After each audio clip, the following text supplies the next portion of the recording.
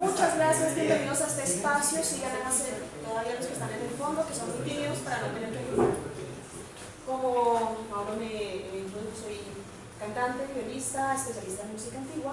Trabajo para la biblioteca en San Larango redactando notas al programa. Entonces estoy acostumbrada a hacer este tipo de viajes históricos en los que los quiero llevar. Así es que hoy vamos a hablar de la música de la independencia, pero para llegar a 1810 o 1819 tenemos que mirar qué es lo que hay antes. Para empezar como de pronto a construir nuevas ideas y destruir aquellas que son más bien como que vienen con nosotros desde tiempo atrás, quizás no son las que son. Vamos a empezar entonces hablando de los antecedentes. Cuando yo empecé a preparar esta charla, también tenía muchas preguntas. No soy muy docta en la música de este siglo, de 1810, 1819 en Colombia. Y es efectivamente lo que encontré con los musicólogos que empecé a leer y los libros que empecé a leer para preparar esta conferencia, es que efectivamente hay como un vacío de conocimiento. Los mismos musicólogos colombianos, venezolanos, peruanos no se han dedicado tanto a estudiar esta época. En gran parte porque no hay muchos documentos. Entonces, si hay una cosa que yo apenas abrí un libro y decían, no hay muchos documentos escritos. Eso puede suceder por muchas causas. Las partituras se queman, no se copian. También estos tiempos revolucionarios, no muchos son los que escriben y entonces se transmite el conocimiento.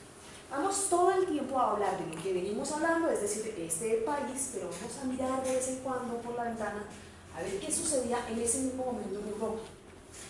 Así es que vamos a empezar con lo que yo llamé antecedentes. Antecedentes sería como una especie de introducción. Miremos de dónde venimos. Como por supuesto mi objetivo es la época de la independencia, miremos qué es lo que hay antes. Antes de eso está el nuevo reino de Granada, 1550, 1600, 1700, o el virreinato. Son momentos muy distintos. No me voy a ir hasta 1492, no se preocupen, tranquilos, porque es mucho tiempo atrás para llegar a 1800, pero sí voy a mirar qué pasa durante el virreinato. Para empezar a hablar de este tema tan interesante, tuve que hacerme, entre todas las preguntas que me surgieron, tres importantes. ¿En dónde? ¿Quiénes? ¿Y qué? ¿Cómo era la música en ese tiempo? ¿En dónde se escuchaba la música en la Nueva Granada, el virreinato o en la época de la independencia?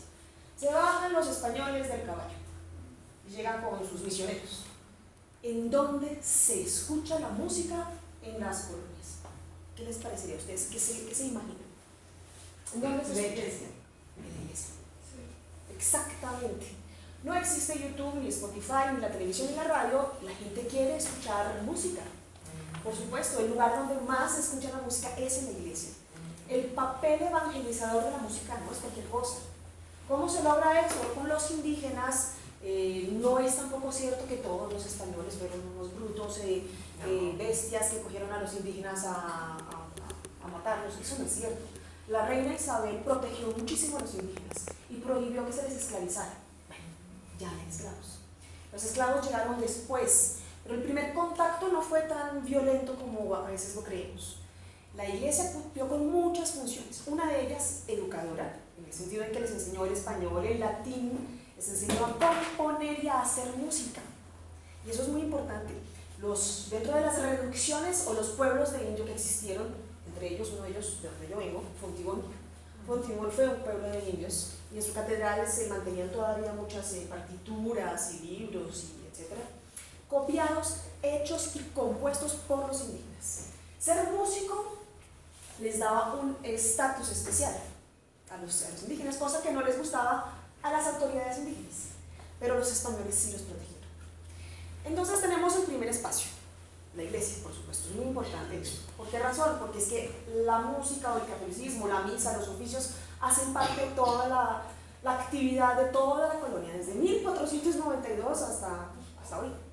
Siempre hay misa, hay oficios, no solamente eso, también hay procesiones. Entonces las personas están acostumbradas a escuchar la música y pues claro, a la gente pues, le gusta la música de calidad. Los indígenas cantaban muy bien.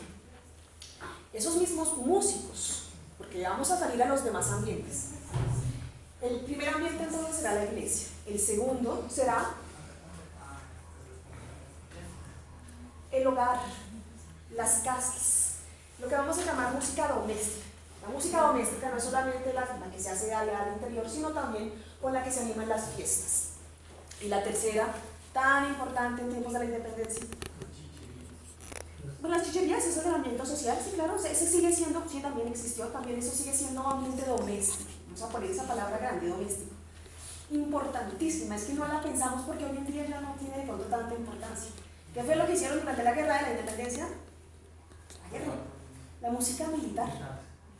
Eso es muy importante. Miren que en Francia, para tomar un ejemplo, durante la época del rey Luis XIV, del barroco, existían los tres cuerpos separados. La música en ese momento llamaban las caballerizas, todos los músicos que se encargaban de la música de la guerra. Uno pensaría que es muy difícil en los enfrentamientos armados que vaya la gente a tocar mientras se está haciendo la guerra. Son dos actividades distintas, porque estamos viendo la guerra como una actividad moderna.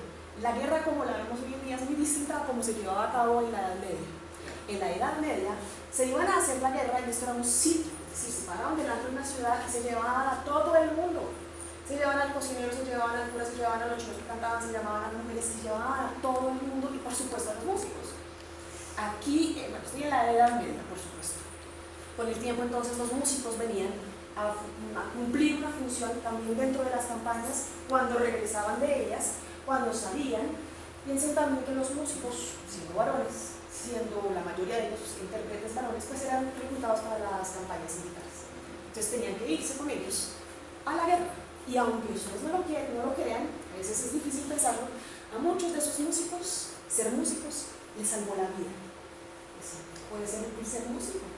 Caían en las, bueno, no tanto, pero en esa época sí, caían, y eso sucedió en las guerras de independencia, en las redes de los españoles. En vez de fusilarlos, alguien decía, es que este es músico. Ah, ok, bueno, pues que necesitamos que alguien nos amenice la comida esta noche, entonces no lo matemos. Es en serio, eso pasó. Yo sé que lo cuento de una forma un poco más amena, pero eso sí sucedió, y es el testimonio de muchos músicos. En Francia escuché muchos, vi libros de músicos que decían, mi violín me salvó la vida. Ese tipo de anécdotas. También los mismos, también decían, bueno, no lo mandemos allá, a los mismos, no sé, de su propio ejército, no lo mandemos allá porque si no lo matan, pues, ¿quién va a venir esta noche? Esa función del músico es importante. Entonces empecemos a ver, todas estas ramas están más o menos unidas. La iglesia, que era la formadora, la que les enseñaba a componer, a cantar, el ejército, pues inevitablemente tendrían que pasar por él, y los hogares. Muchas veces el mismo músico cumplía esas funciones. ¿Cómo sucedía esto en Europa? En Europa, hablemos de la corte del rey Luis XIV, el músico que estaba en las caballerizas se encargaba de la música militar, que por lo general contenían instrumentos que hacían ruido, instrumentos de percusión, instrumentos de metal, de viento, ocasionalmente violines, y nadie anda con un clavecín en una guerra, sino un caballo. Entonces eran los instrumentos que se tocaban allí, ni tampoco cantantes, más complicado, ¿no? Cantar entre los ruidos de la guerra es más difícil. Pero esos mismos músicos eran tres instituciones diferentes. En la colonia no había gente para tanto. ¿Eso qué quiere decir? Que los mismos indígenas cumplían esas tres funciones y podían salir perfectamente de misa para amenizarle el almuerzo a no sé quién en alguna casa, o al bautismo a no sé dónde, y que al llegar a su casa por la noche pues ya tenían el instrumento, escuchaban la música de sus ancestros. Si ven la mezcolanza que termina sucediendo acá, y esos ritmos que hoy conocemos vienen de ahí, que era la misma persona, que sabiendo leer y escribir y sabiendo cómo se compone según la forma de componer en Europa, pues le es muy fácil transcribir la música de sus ancestros, que podían ser indígenas, que eran danzas o bailes indígenas, y esto se mezcla con Europa y se mezcla. Entonces es muy importante saber, o hablar o mencionar a los músicos y su papel dentro de la sociedad. Entonces tenemos estas preguntas. ¿En dónde se oía la música? Ya sabemos, en la iglesia, en el ejército y en las casas de familia. ¿Quiénes la interpretaban? Mayoritariamente los indígenas, en algunas ocasiones también los esclavos africanos, después, posteriormente. ¿Cómo era la música? Estas dos preguntas ya las tenemos respondidas y es más o menos lo que va a funcionar en cada una de las épocas históricas que vamos a mirar. ¿Cómo o qué tipo de música? Eso sí va a cambiar con respecto al lugar y al momento que está sucediendo, que está atravesando el mundo en ese momento. Ahora abramos la ventana y vayámonos a Europa. Cuando inicia la conquista. Estamos pasando por el Renacimiento, es la época del Renacimiento. El Renacimiento va más o menos entre 1492 hasta que empieza el periodo que llamamos barroco, aproximadamente 1600. Durante ese tiempo, la música es primordialmente vocal, polifónica, tanto en la iglesia como por fuera. Lo que más se escuchan son cantantes y la técnica de composición se empieza a formalizar ahí. Composición de música vocal. En la Catedral de Bogotá tenemos efectivamente muchos libros. Hace poco conocí el archivo de la Catedral de Bogotá, que es espeluznante, es espectacular, se está interviniendo en este momento. Tenemos muchos libros de compositores españoles de esa época, del Renacimiento, en relativo buen estado de conservación. Algunas están muy dañadas. También se cantaba canto gregoriano, mi especialidad. Entonces, no les voy a hablar de mi especialidad. Pero ya saben más o menos que eso existe. Esos libros están en la Catedral de Bogotá y están en otros lugares. Ya les hablaré algún día de eso. Esa música que ustedes ven, que venía de España, se mantuvo, se conservó acá. Era la época 1500-1600. A partir de 1600, las cosas cambian. Los instrumentos empiezan a tomar más importancia. No quiere decir que no existieran antes. Solamente acompañaban pues, a las personas de bajas clases sociales, las personas más pobres, más humildes, que no tenían acceso ni siquiera a la lectura y escritura, menos a la lectura y escritura de partituras. Eran danzas, se contaban cosas, las coplas, pero en el momento en que llegamos a 1600 aparece consecuencia de la reforma protestante, de la contrarreforma, no los voy a meter en ese rollo. A partir de 1600 los instrumentos llegan a la iglesia y tienen cada vez más importancia. Se empieza a escribir para esos instrumentos y los instrumentos son cada vez más importantes, más pesados, tienen un repertorio propio. Dejamos de escuchar música solo para cantantes. Se empiezan a producir también instrumentos en mayor cantidad. Vamos a decir que el violín aparece en 1550. A partir de 1600, de ahí para adelante, violín. El barroco es la época, para los que de pronto no lo reconocen muy bien, de Antonio Vivaldi, de Corelli, las conversaciones, etcétera. Y aparece la ópera. Y aparece la orquesta, la primera orquesta barroca. Eso es lo que sucede en Europa. ¿Qué sucede aquí? Aquí llegan los instrumentos, efectivamente, pero hacerlo no es tan fácil. No es fácil subir. Ustedes saben que para llegar a Bogotá tienen que venir desde Honda, o sea, desde el río Magdalena. Siempre me he imaginado, una vez que estuve en Honda, dije, Dios mío, ¿cómo sería la subida de un piano desde Honda, en burro? O las partes que conformaban un órgano, que traían los tubos del órgano, después tenían que armarlo. Sí, es complicado. Entonces, muy rápidamente se empezaron a hacer aquí. Hay luthier, así se llaman a los que hacen los instrumentos, que estuvieron haciendo los instrumentos aquí, según las copias de los instrumentos que venían de aquí. Entonces ya hablamos un poquito del panorama general. Esto era hasta 1600, 1750 termina el periodo barroco. Entonces yo sé que hay mucha información que les voy a dar, yo sé que la mitad se les va a perder, lo sé. Así sabemos todos los pedagogos, que por más de que digamos muchas cosas muy claras, la mitad se pierde. Por eso vamos a escuchar música también, vamos a leer algunas de las obras de algunos musicólogos importantes en Colombia que han escrito sobre el tema. Entonces, que hacemos un pequeño salto cuántico y nos vamos ahora sí al antecedente más directo, que es el virreinato. El virreinato de la Nueva Granada. Aproximadamente en 1739 hasta 1810, el primer grito de independencia. Esta es una época, según lo que les acabo de contar, que es la transición entre el barroco y el clasicismo. Es una época muy importante porque, si bien la cosa antes, en el periodo colonial de la Nueva Granada, se estaba forjando, las primeras ciudades se están forjando, a partir de acá la mirada está muchísimo más puesta en España. Queremos imitar mucho más a los españoles, adoptar sus costumbres, y las costumbres se empiezan a volver mucho más claras. El primer pianoforte llega aquí en 1750. Pianoforte. Vamos a dedicar un capítulo especial a los instrumentos, porque en esta casa hay dos, que los invito a ver cuando terminemos esta conferencia. Les voy a mostrar fotos igual para que los vean de todas maneras. Voy a referirme acá, voy a leer lo que dice uno de los musicólogos, digamos, más reconocidos en Colombia, la Universidad Nacional, Gilberto Bermúdez. El intento de establecimiento del virreinato en 1718, fue la primera vez que se intentó, dio paso a políticas reformistas que se pusieron de manifiesto en el plano cultural y que modernizaron las anquilosadas instituciones coloniales. En el campo de la música, la influencia italiana y europea en general se hizo sentir, y ya para 1750 los violines y la contradanza, así como algunos intentos de música teatral, ensancharon el reducido panorama de la música eclesiástica. En las décadas siguientes se presentaron más cambios en la música militar, en la introducción de bailes europeos como el minué y por su parte en la creciente consolidación de las culturas musicales locales basadas en los patrones españoles, pero ajustadas a las condiciones sociales y raciales de cada región.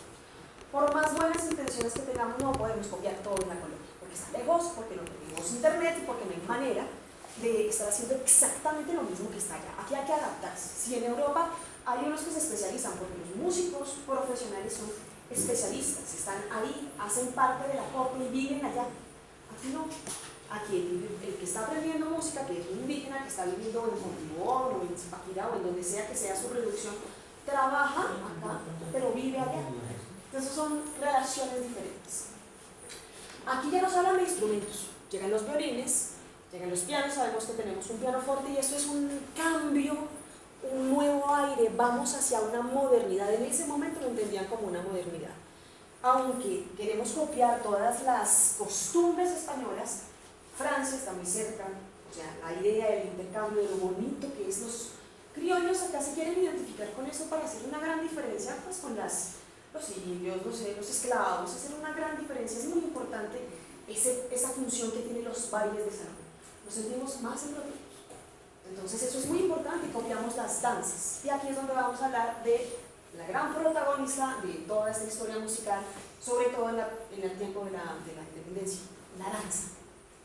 En la corte barroca, en las cortes barrocas, siempre lo he dicho en algunas de las charlas que han sido sobre ese tema, saber bailar es casi más importante que saber leer y escribir.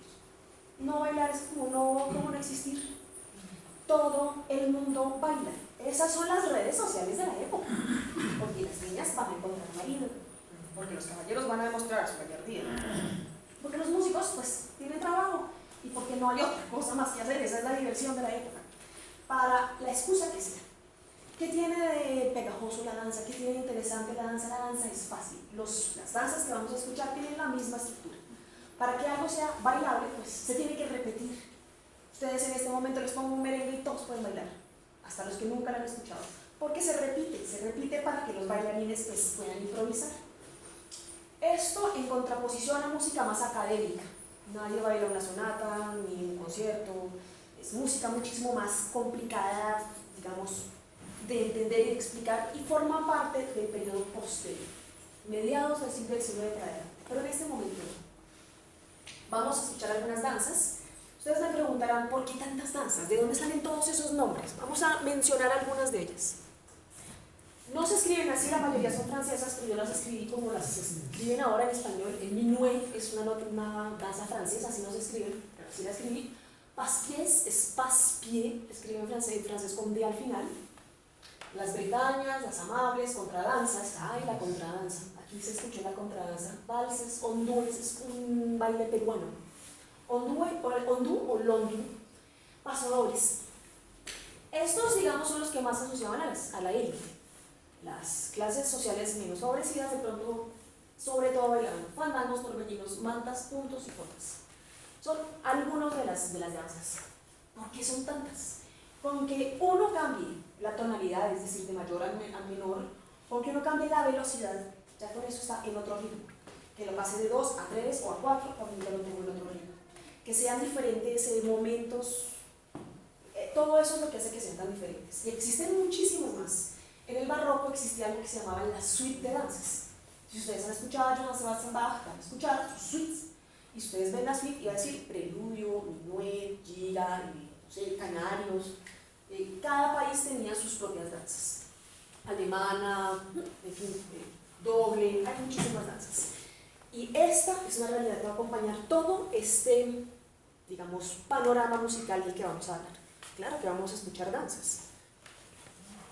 Ahora, terminamos esta primera etapa, que es el virreinato, y nos vamos ahora sí al periodo que nos ocupa, el periodo de la independencia. El periodo de la independencia técnicamente es de 1810 a 1819. Después empieza el periodo republicano, pero no es así de sencillo. Los que han estudiado la vida de Bolívar saben que no fue tan fácil, que no murió en buenas condiciones, se sentía traicionado porque su gran sueño de la Gran Colombia se había destrozado. Y entre 1810 y entre 1819 tampoco fue tan sencillo. Una cosa es romper Bogotá con la historia del Florero de Llorente, que de pronto ustedes ya conocen, y otra cosa muy distinta es llegar hasta allá. En la mitad estuvo la época del terror, la conquista, la reconquista, los españoles que no soltaban, estos que también, no era tan fácil. Entonces ustedes dirán, bueno, ¿cuál es el papel social del baile, de los cantos? Es complicado en el sentido que yo pensaría que uno quería completamente independizarse de España en todo lo que me recuerde a España ya. No, ellos siguen siendo españoles. Esa sigue siendo una realidad que no se desbarató. Lo digo porque cuando analizamos la historia de la música hay momentos culturalmente diferentes. Voy a hacer un pequeño paralelo para explicarles en qué pienso. En el caso del comunismo, por ejemplo, chino de Mao Zedong, fueron muy fanáticos. Todos los instrumentos que les recordaran a Europa y al clasicismo los quemaron. Ya es un nivel de fanatismo que no sucedió acá. Porque acá la música seguía siendo, los instrumentos seguían siendo los mismos, los bailes seguían siendo los mismos, las costumbres seguían siendo las mismas, las danzas seguían siendo las mismas. Bolívar bailaba, y bailaba contradanzas, a modo de como los españoles lo hacían. Santander era muy buen bailarín, de hecho un tipo de danza que llamaban las santanderianas, algo así, que era una parte de la contradanza que era muy ágil, entonces era excesivamente fuerte, y a ellos les encantaba estar en ese ambiente. Así es que vamos a empezar aquí con otra lectura. Perdón, vamos a ver que parece que este sí funciona. Les voy a poner...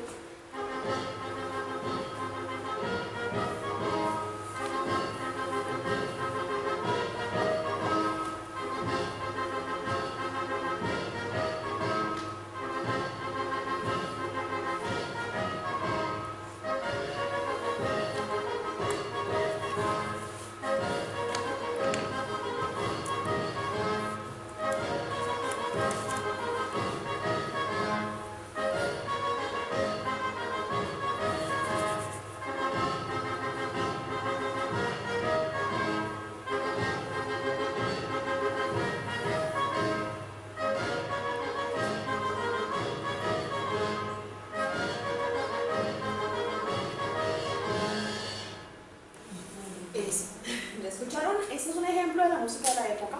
Ya les voy a decir de dónde viene, ya les voy a explicar eso. Este se llamaba las cornetas. Es una pequeña danza que ustedes lo ven, está tocada con instrumentos de viento, con percusión, hacía parte de la música que se podía escuchar en las campañas militares, pero que hacía parte del entorno de lo que aquí se escuchaba. Si se dieron cuenta, se repite. ¿Se puede bailar? Sí, se puede bailar. La música de baile entró también dentro de las campañas militares. Ya lo vamos a ver con la contradanza.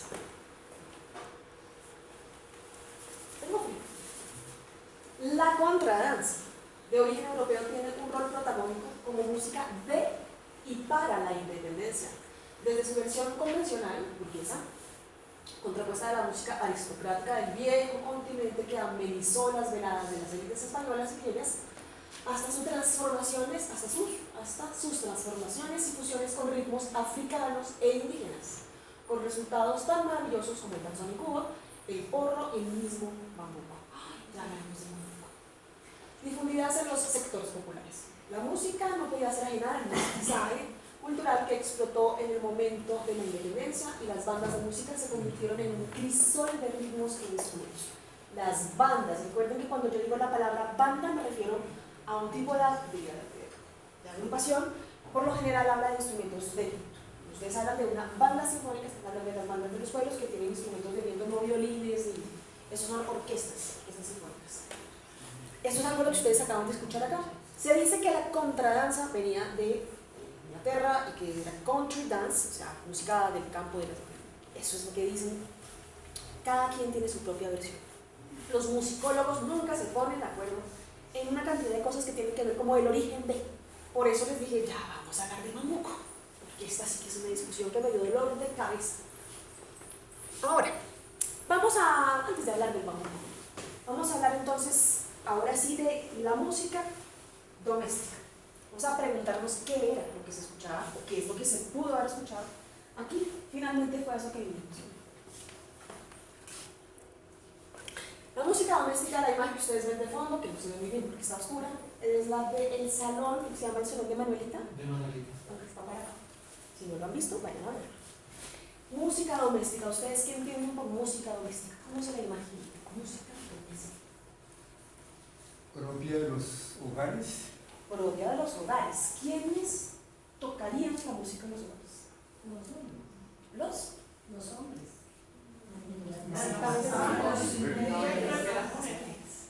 Eran las mujeres que tocaban. Bueno, las señoras que estaban en la cocina, las niñas bien.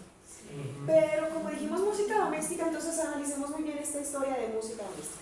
Era importantísimo para la educación de las mujeres porque eso les agregaba valor a la hora de buscar un marido, entre otras cosas. Así era la época. Tenían que saber tocar un instrumento, uno o dos, poder amenizar veladas. Eso era importantísimo. De hecho, eso se ve también en la aparición de este tipo de mobiliarios, como esos sofás. Los sofás no existían antes.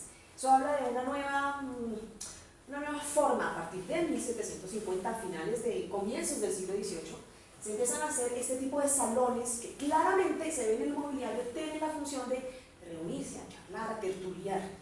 Uno diría, no, pues de qué se van a sentar. Eso es importantísimo, la función de los salones, de sentarse a hablar, a comunicarse. Esto en Europa, no sé si les puedo explicar lo importante que esto fue.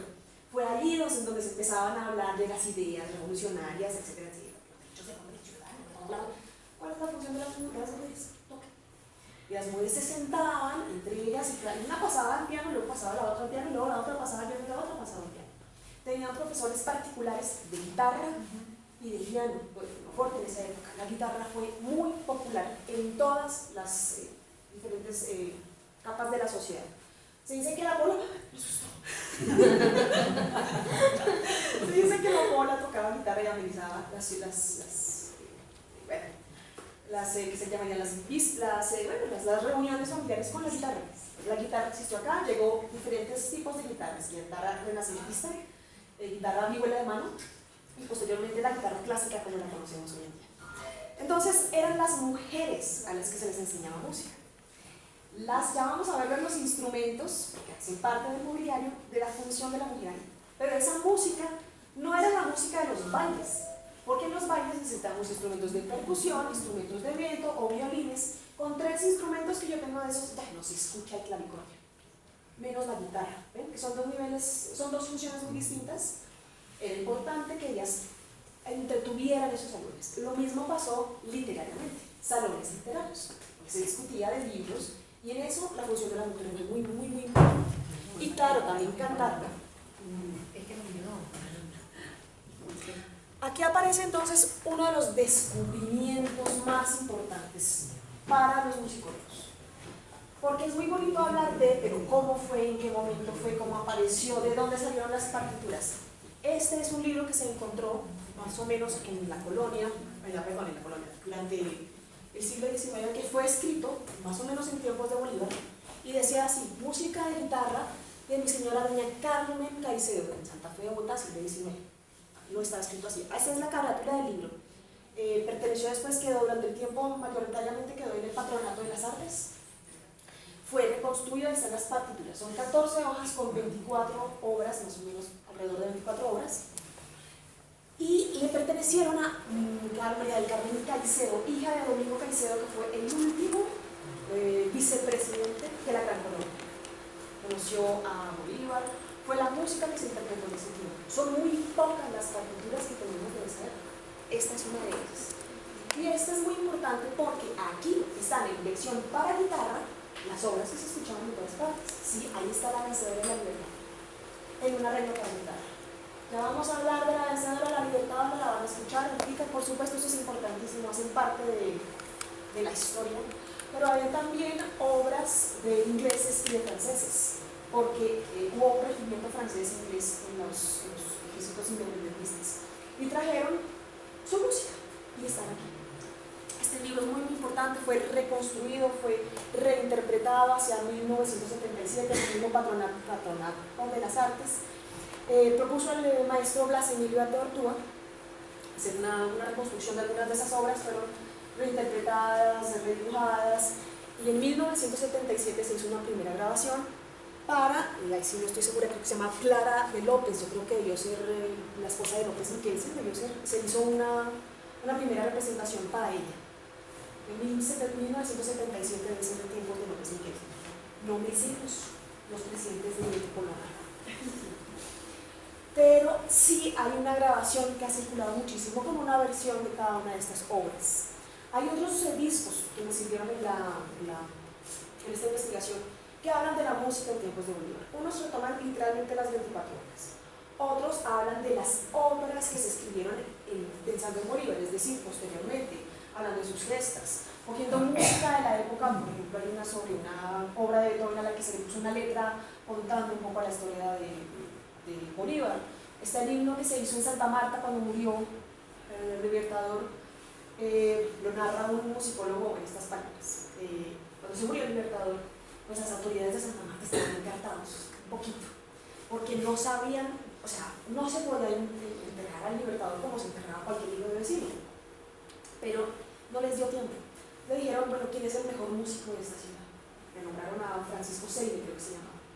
Y en 3 días, que no lo podían tener más tiempo por ahí, en 3 días se hizo una marcha para los funerales del Libertador, que se hizo muy famosa, pero la música se perdió. Entonces, después a un musicólogo que sabía por alguna referencia que eso se interpretó, se fue a hablar con el nieto del tataranieto de los músicos que estudiaron esas obras. Entonces dijo, ¿usted cómo era? Y delante de un notario, tal cual así fue la historia, la volvió a escribir. Usted ve que, a ver, yo estoy transcribiendo lo que me está tarareando fulano. Y así fue como se transcribió esa parte. Eso es lo que se dice. Entonces hoy todavía se interpreta en una versión, a mí me suena mucho al himno de Bogotá. No se las tengo acá, pero suena a veces pasa así con las reconstrucciones históricas. ¿Quién será Francisco Londoño Martínez? Entonces, como solamente teníamos el libro, está en el Patronato de las Artes, dirigido por Piñeros Portas, fue él quien hizo la mayoría de la investigación, y existen muchas hipótesis sobre quién pudo haber hecho la recopilación del libro. Sabemos a quién le pertenecía, sabemos que vivió en el Palacio de San Carlos, porque era allá donde vivían los presidentes, los vicepresidentes, que era doña Carmen Caicedo, pero está este caso que los musicólogos se acuerdan en decir que este fue posiblemente quien la transcribió.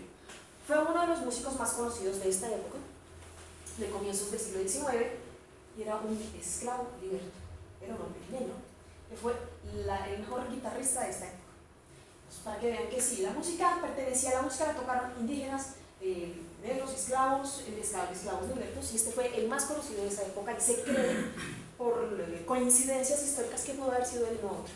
Entonces, ¿él qué hacía? Pues seguramente fue su profesor, y se nota en el libro que fue una música hecha como que la niña la pudiera tocar.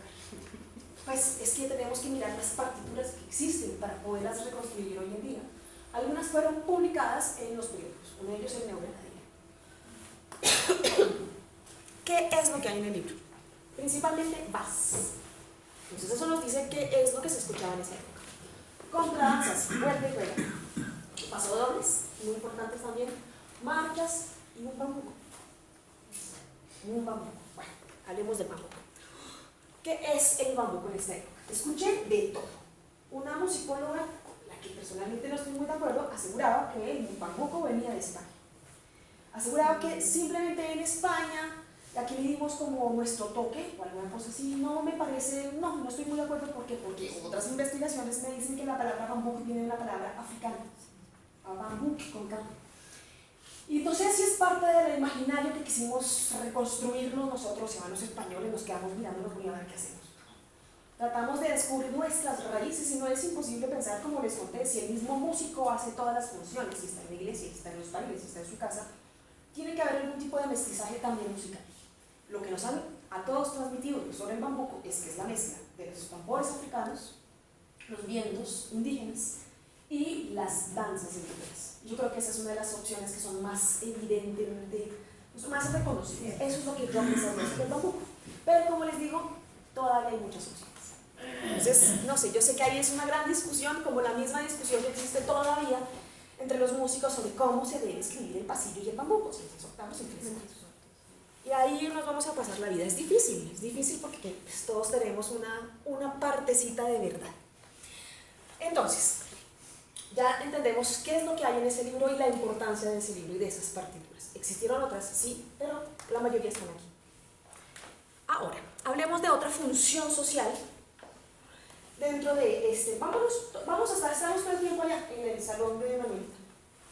¿Qué eran los cuartetos? Esta idea de las reuniones sociales. Los cuartetos eran los lugares donde se reunían las personas de la alta sociedad a escuchar música, tocar guitarra, violín a veces o clavecín, clavicordio, clavicordio o pianoforte. Los más conocidos fueron los de Juan Antonio Velasco, José de Austria y, cuidado con este, Nicolás Quevedo Rashaim. Este fue un músico colombo venezolano del que hace muy poco, relativamente poco, se hizo una investigación muy importante. Se encontraron partituras que le pertenecieron hacia el año 2004. La musicóloga Elian Duque, de la Universidad Nacional, hizo una investigación que de hecho se presentó en la Biblioteca Luis Ángel Arango. Se reconstruyeron algunas de esas melodías, se interpretaron y ya explicó quién era este caballero. Violinista, sabemos que conoció a Bolívar, que vino con él en las campañas libertadoras y que amenizó muchas de las veladas en las que él participó. Esa investigación fue publicada en el 2011 aproximadamente. Eso es relativamente reciente. Hablemos también de otros eventos importantes. Estamos en el siglo XIX, miremos cómo se comportaba la sociedad. Sabemos de algunos eventos que nos van a decir qué era lo que sucedía. 1750, el primer pianoforte. Después, durante el siglo XIX, un inglés, Henry Price, forma la Sociedad Filarmónica 1846 a 1857. Ya estamos en los tiempos posteriores al Libertador, ya sé. Pero eso nos habla de que hay un cambio en la sociedad. Vienen músicos extranjeros, se trae ópera, se traen conciertos. La primera sinfonía que se escuchó fue en 1791, con música de Haydn. O sea que no es que fuera que estuviéramos esperando que Haydn se muriera para que llegara la música aquí 20 años después, ¿no? Eso, el intercambio fue bastante veloz, por así decirlo. Tenemos otras fechas así, bueno. La primera sinfonía fue en 1791. En 1793 el primer teatro público. 1833 la primera escuela de música. La Sociedad Lírica fue fundada en 1848. Y ya vamos a hablar entonces de los instrumentos. Ven que aquí hay un cambio a partir del siglo XIX en la relación con la música, no solamente en el campo doméstico, eclesiástico, pero lo he nombrado, que ya hablamos de eso, y también, por supuesto, en la música militar, ya vamos a hablar de ello. Aquí hago una pequeña paréntesis para hablar de los instrumentos, porque así como las partituras nos hablan de qué tipo de música se interpretaba, pues los instrumentos nos van a hablar también. Antes de venir a preparar esta conferencia, ahí está se alcanzó a ver un poquito del salón. Yo vine acá y me estuve un rato con los jardines, hice el recorrido muy juiciosamente y aprendí muchísimo. Si no lo han hecho, les invito a que lo hagan. Y me quedé un rato mirando el primer instrumento del que les voy a ver, que es lo que aquí está escrito como clavicordio. Y algo en mi cabeza hizo tilt. Yo dije, interesante, clavicordio. Cuando yo vi este instrumento, me acordé de esos instrumentos que existían ya y que fueron tan famosos en Inglaterra, que se llamaban los virginales o las espinetas. Muy famosos en 1600. Estamos en 1800, del otro lado del planeta. Entonces dije, aquí hay algo que no me cuadra. ¿Por qué razón? Por los costureros que existían acá. Evidentemente, es un instrumento hecho para señoritas. Cumple las tres funciones básicas de una señorita: tocar, verse bonita y coser. Eso es lo que tenían que hacer las mujeres en esta época. Y efectivamente hace parte de un mueble, está en muy buen estado de conservación, muy buen estado de conservación, y de pronto me acordé que yo ya había visto uno así.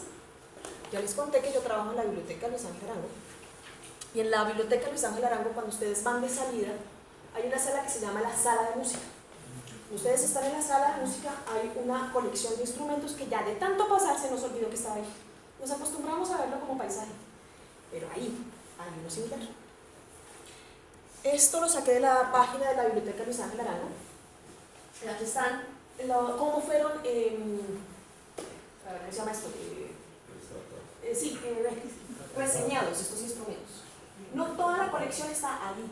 Hay muchos más instrumentos. Aquí allá tenemos un pianoforte, tenemos pianos. La colección es grandísima. Y las fotos se ven en línea. ¿No les parece que es demasiado similar? Aquí está reseñado como piano costurero. Pues es difícil entonces darle el nombre porque pues, ¿cuál es la diferencia entre un piano, un clavicordio, un pianoforte? Ya vamos para allá. Esto es un clavicordio. También es de todos estos son fotos de la biblioteca. Entonces este está en un estado bien malito, más bien mal derecho, este no tanto. Pero si se dan cuenta que la forma es diferente, es rectangular. Las perlas van para allá. Entonces yo pensaría intuitivamente, porque solían traerse varios de la misma colección, como lo veremos con el siguiente instrumento, posiblemente los dos tienen quizá el mismo autor o más o menos de la misma época, así es que el que tenemos puede ser un piano. ¿Cuál es la diferencia?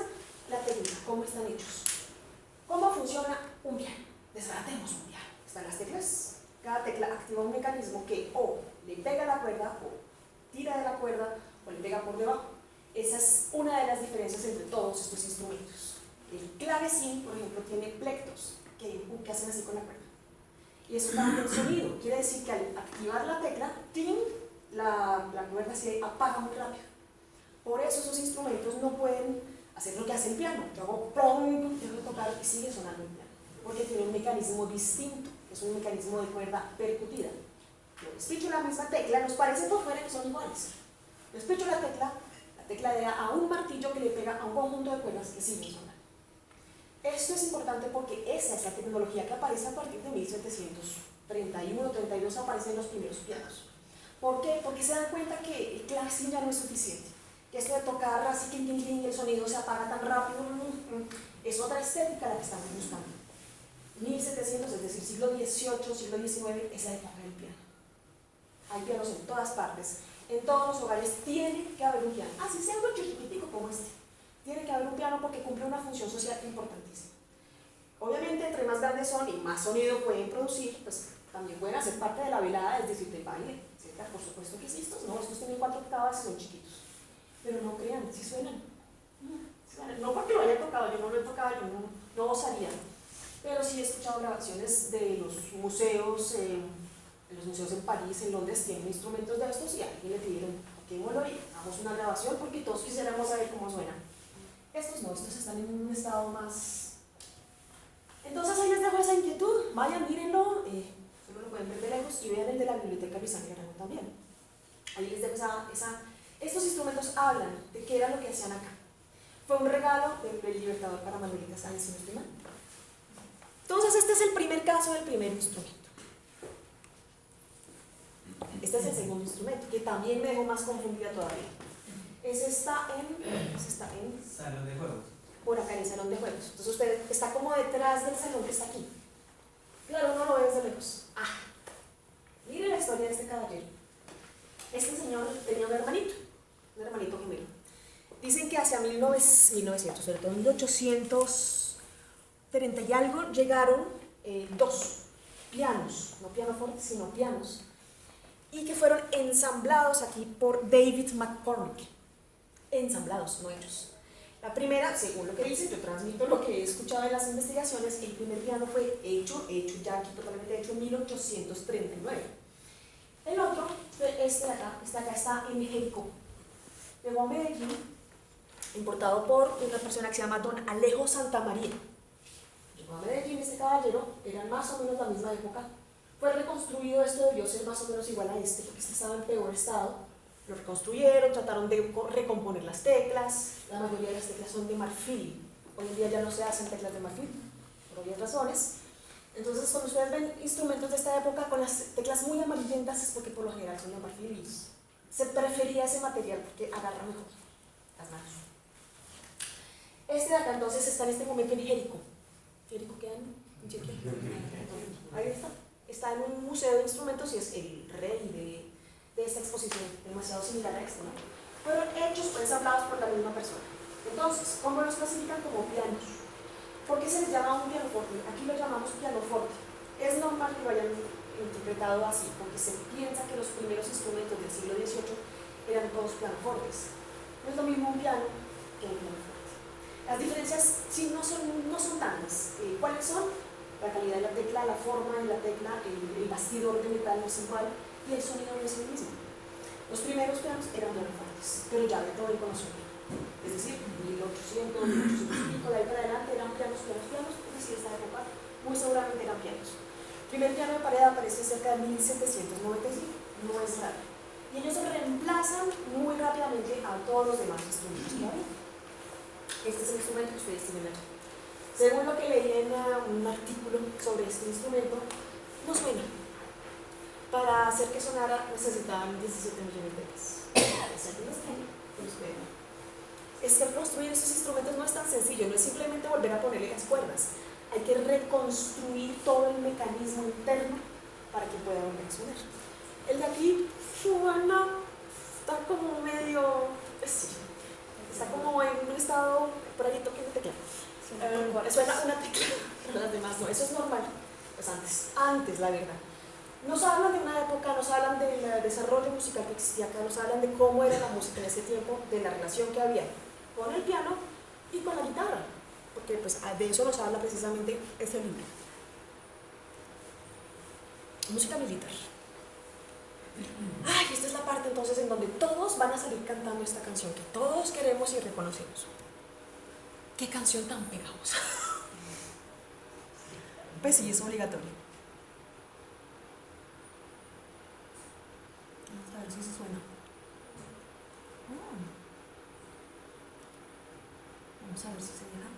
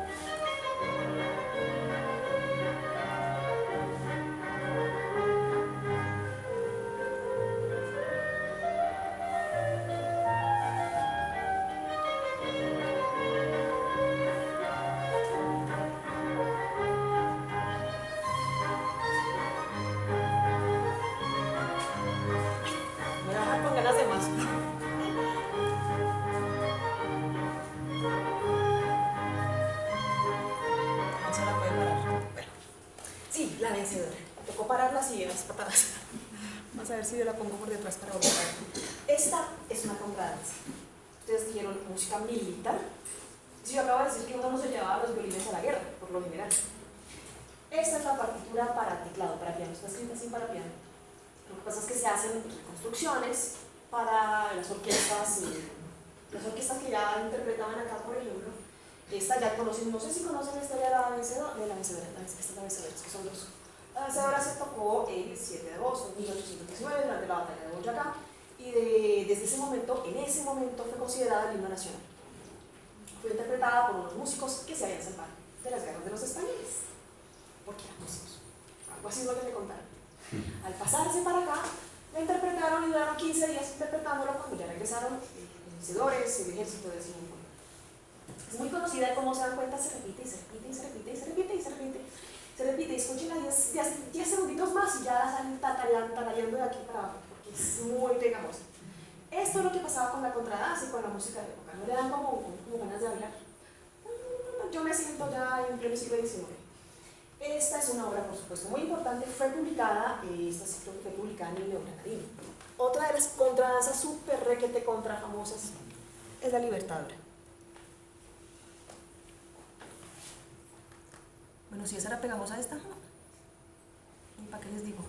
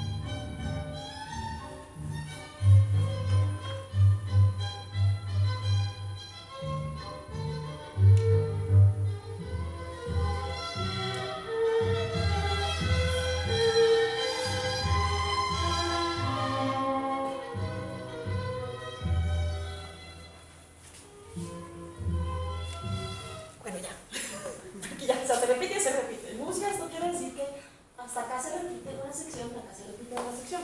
Tiene dos partes, en música decimos A y B. Muy bonita, efectivamente es muy bonita. No había fiesta, agasajo, donde estuviera el Libertador, donde no se tocara esta, que era una forma de rendirle homenaje. Se interpretó cuando llegó pues triunfante a Bogotá, Santa Fe de Bogotá. Es muy bonita. Estas, sí, no se saben, anónimas.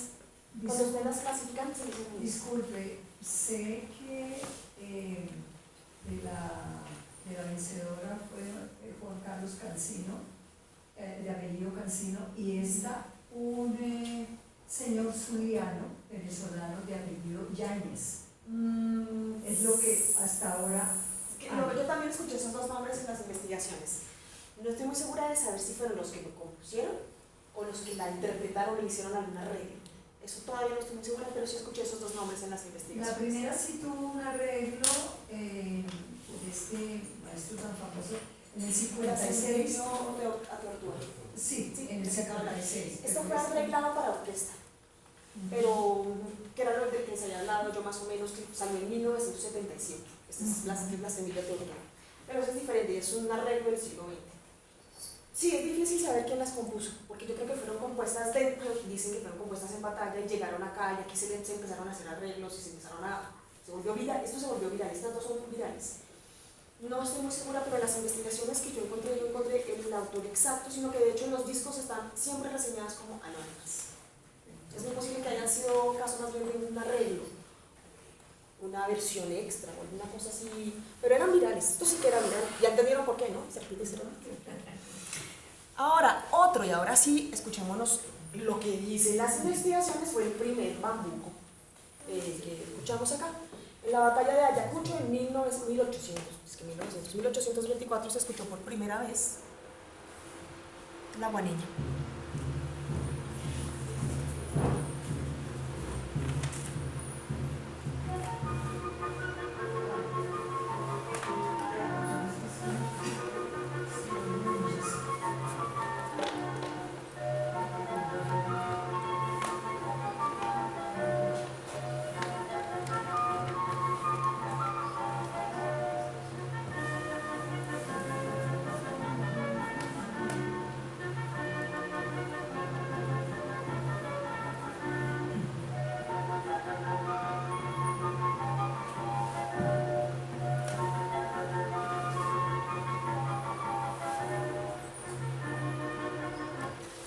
Se repite, no se las pongo a todas porque yo creo que todo el mundo la ha escuchado alguna vez en la vida. La Juaneña era un homenaje a las mujeres que iban a campaña, estaban en campaña. Las mujeres siempre estuvieron allí, no solo el caso de Manuelita Sáenz, que era por supuesto una heroína, porque no solamente se fue a curar a los enfermos y hacer lo que hacían las mujeres en ese tiempo cuando estaban en campaña, sino que además literalmente se armó con los mosquitos y ahí estuvo dando guerra.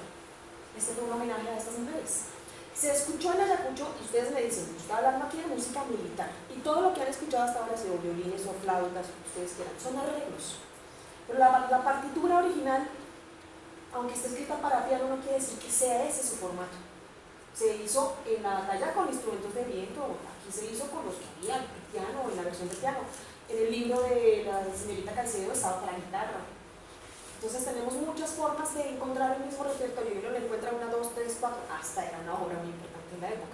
También porque en los periódicos decían la reunión de anoche con el Libertador, se escuchó la canción, ¿en qué conjunto? Eso ya depende de lo que había, de lo que se podía tener, no siempre se podía uno poner tan excelente. El instrumento que había, claro, en las reuniones del Libertador, sí, por supuesto, sí, conseguían a los mejores músicos de la época.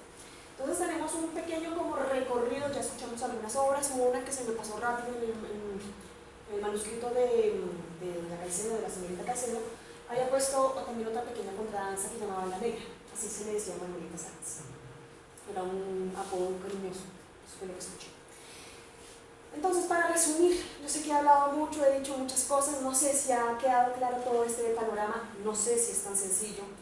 Los musicólogos e historiadores dividimos cada periodo de la historia muy juiciosamente, pero esas son concepciones historiográficas. Nadie se levantó, siempre mis profesores decían, nadie se levantó un día y dijo, seamos parrocos. No, eso no sucedió así. Eso sucedió después. Aquí termina esta época, aquí arranca aquella y aquí arranca aquella.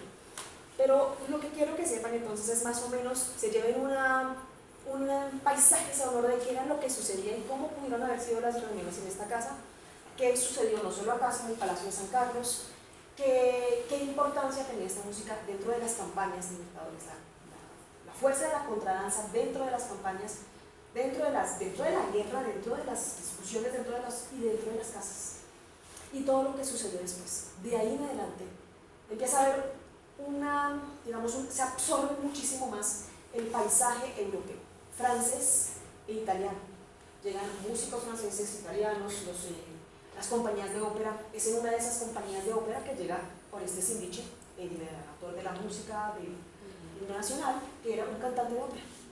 Esas óperas nos traen esta idea de modernismo, de europeo, realmente es música que nos hace pensar añorar Europa, pero al mismo tiempo se está cocinando todos estos ritmos, que son los ritmos pues, populares colombianos que ya conocemos. Les voy a dar las referencias de las obras que escuchemos, que es de los dos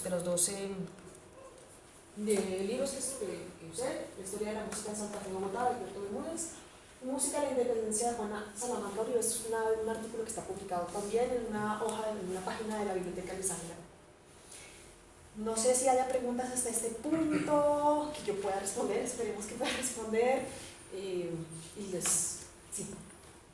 De los viajeros que estuvieron acá en Santa Fe, pues tal vez uno de los más famosos fue Humboldt, ¿no? Que había sido a las fiestas y describe las fiestas de Santa Fe, en Popayán, en Quito. ¿Hay algo así como las referencias? Pues no, de las referencias de Humboldt no las encontré tanto. Digamos que me enfoqué más como en saber la relación con los instrumentos y qué era lo que se escuchaba exactamente. Creo que los musicólogos necesitamos, como todos los músicos, porque a la base somos músicos, pues las partituras, para saber cómo sonaba. Y las referencias que son muy importantes, que sean de los viajeros o que sean de los periódicos, porque sí existían los periódicos referencias, son importantes para saber cómo sonaban. Pero eso sí vienen, digamos, son completamente subjetivas, siempre. En la música en Europa también hay unos periódicos musicales que son fundamentales para nosotros los músicos. Las cartas de Mozart también sirven muchísimo para poder saber, pero son completamente subjetivas. Son su visión, son lo que él creía. Entonces puede pasar perfectamente que una persona decía que esa fiesta era horrible y otra persona que era espectacular, porque son subjetivas. La partitura no es subjetiva. Pero no fue Bosingo, sí escribió instrumentos, una naturalista que vino, Bosingo, que vino con Bolívar, con SEA, realmente, la expedición SEA. Escribió el bambuco en Cartagena, escribió, obviamente, ahora la descripción visual de instrumentos y las personas, cuántas personas tocaban y el baile que se hacía. Eso es importante. En el diario de arte. Entonces tenemos diarios que nos pueden decir cómo era que se bailaba, cómo era que se iba. Ustedes saben que en Europa se coreografiaba la danza literalmente en un papel, existen partituras de danza, es decir, pongan aquí, allá. Y así fue como se reconstruyeron muchas de esas danzas. No había forma de grabarlas. Entonces esos son, pues, por supuesto, documentos muy importantes. Te voy a preguntar sobre los instrumentos más populares, digamos ya que había aquí cañas, ¿qué se utilizaba? ¿Qué había? Buena pregunta. Depende de dónde te encuentres.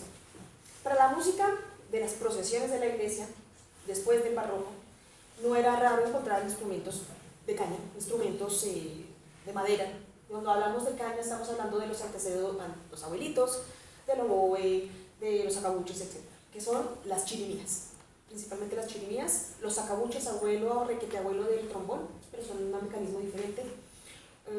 Eso se usaba para las procesiones eclesiásticas y también para la música militar. Entonces sabemos que existían, aquí hay muchos documentos que los certifican, instrumentos de percusiones. Eso es de lo más fácil de cargar, por así decirlo, tanto para la música de baile como para la música militar. Entonces sabemos de instrumentos de vientos de esos: chirimías, sacabuches, bajones, violines. El violín llegó muy rápido y el violín también se usaba en algunas procesiones. Acá, por supuesto, los instrumentos de teclado, guitarras.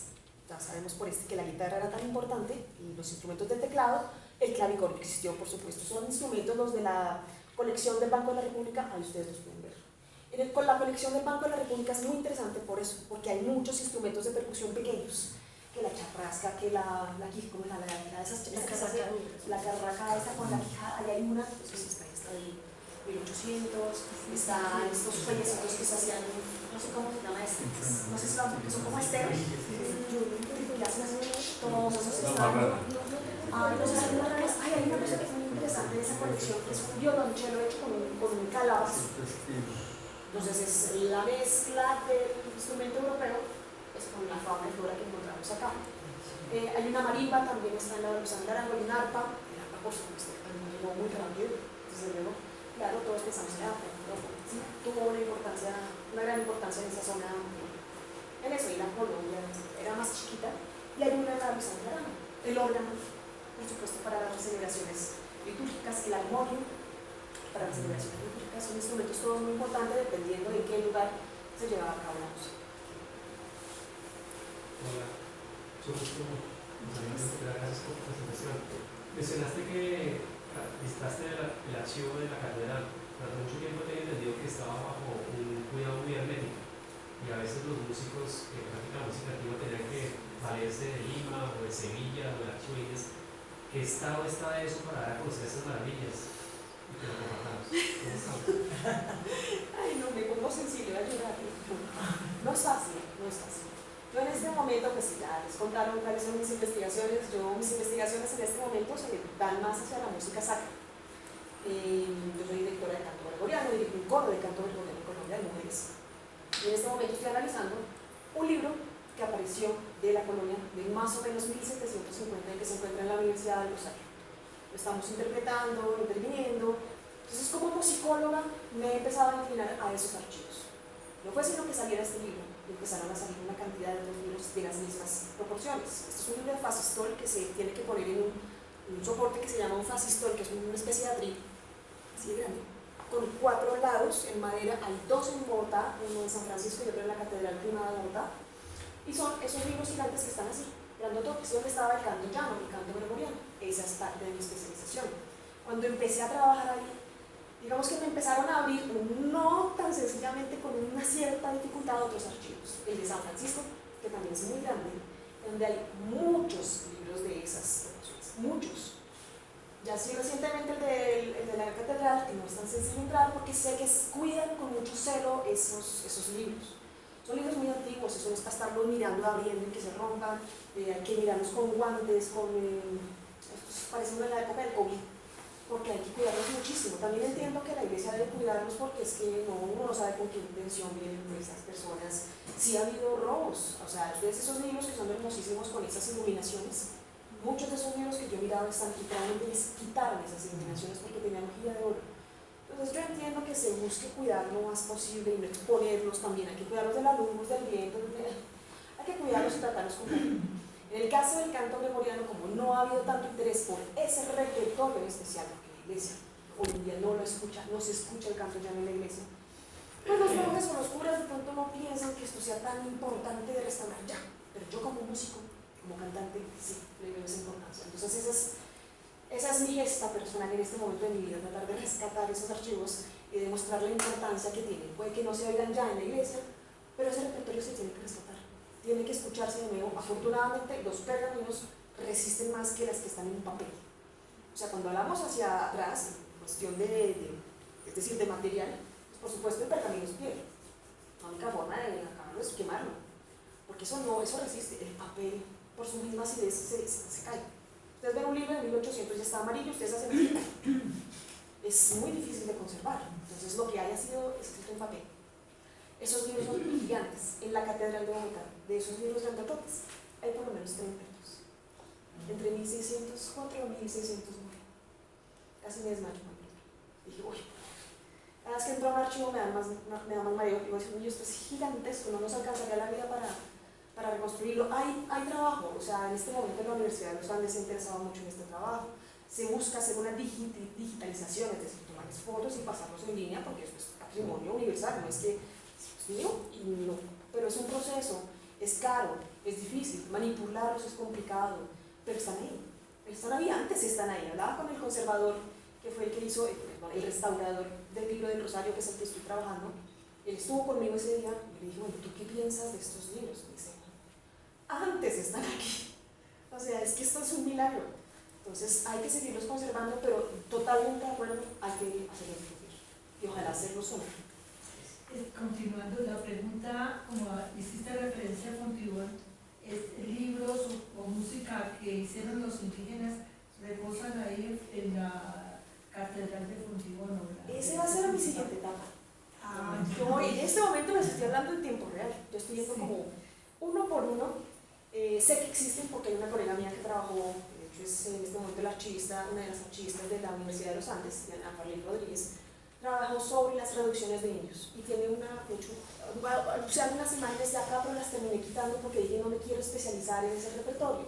Específicamente quería hablar de libertad. Pero ella tiene un artículo importante que se llama "Y Dios se hizo música", y hablaba de esas traducciones, y ella dice, ella asegura que hay documentos que existen, que están ahí. Partituras escritas por los indígenas quizás no tanto. Sobre todo están, que yo sepa, más en las traducciones desde Perú, las de Chiquitos y Moxos, esto lo creo, Bolivia, perdón. Ahí sí hay unos documentos escritos donde hay otras obras, por ejemplo el famosísimo Hanapacha Cachitli, creo que es, no me sé la letra exactamente, que es una de las obras más conocidas, himnos en lenguas aborígenes, escritos muchas veces con técnicas europeas. Entonces sí existen, pero son raros. Que yo sepa, en Colombia no existe. Pero si hay documentos que dicen, bueno, es que eso es muy importante, las catedrales, todo se conservaba. A fulano se le pagó tanto, a tal persona llegó tal otro, se hacían reseñas de cada instrumento que llegaba y entraba, y eso es exactamente igual que esos documentos de viaje, eso es fundamental. Sin eso los musicólogos estaríamos así. Es importantísimo, por eso es que es tan interesante. A partir de 1600, las publicaciones que hay sobre música son a partir de 1600, y como yo estoy trabajando en la Edad Media. Entonces hay que tener mucha paciencia. Los registros más antiguos que hay de música que tú conozcas, de música colombiana, De música colombiana, registros en partituras, dicen pues que estas que acabamos de ver de la colonia, pero pues colombiana es que ahí es donde entra el problema, porque muchas personas me dicen, eso que está allá en la catedral no es música colombiana. El libro del que les estoy hablando, Rosario, fue copiado. No, claro que viene de España, por supuesto, ese es un repertorio español. Entonces ahí podríamos decir música colombiana. ¿Qué es música colombiana? ¿Es la música sacra que está en la catedral? Sí, está aquí.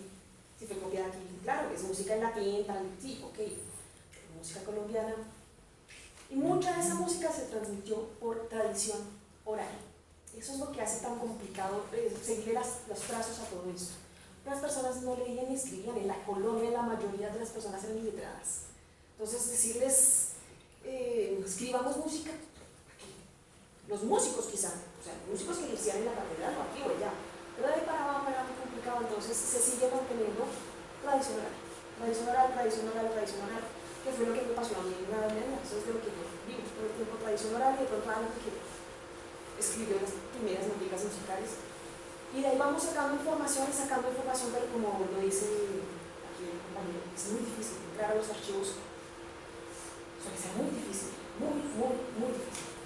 Una pregunta así última. El Fondo Mendel, la biblioteca de Bernardo Mendel, el alemán, suizo alemán, que cumplió una gran biblioteca acá en Bogotá, que coleccionaba manuscritos, había partituras, No y será. lo vendió a la Universidad de Indiana. Todo eso está en la Universidad de Indiana. Se rescataron los diarios de Cañas, por ejemplo, que sé que los publicó España. Eso me interesa, es mejor que me das ese nombre, Hay porque yo varias estoy culturas siguiendo, sobre eso. en este momento estoy siguiendo la de la que está en los Andes, la de Osvaldo Buchmann, que es un chileno alemán. Eso también sucede mucho. La mayoría o una buena parte de estos libros que yo les hablo, que sean en el canto gregoriano, están a veces en colecciones privadas. Alguien que tenía mucho dinero los coleccionó como quien colecciona cuadros, y ahí aparece, que es el caso posiblemente del libro de Rosario que les hablo, una donación que salió de una iglesia, llegó allá, después llegó a este lado, y así sucesivamente. Entonces vivimos como anticuarios detrás de fulano.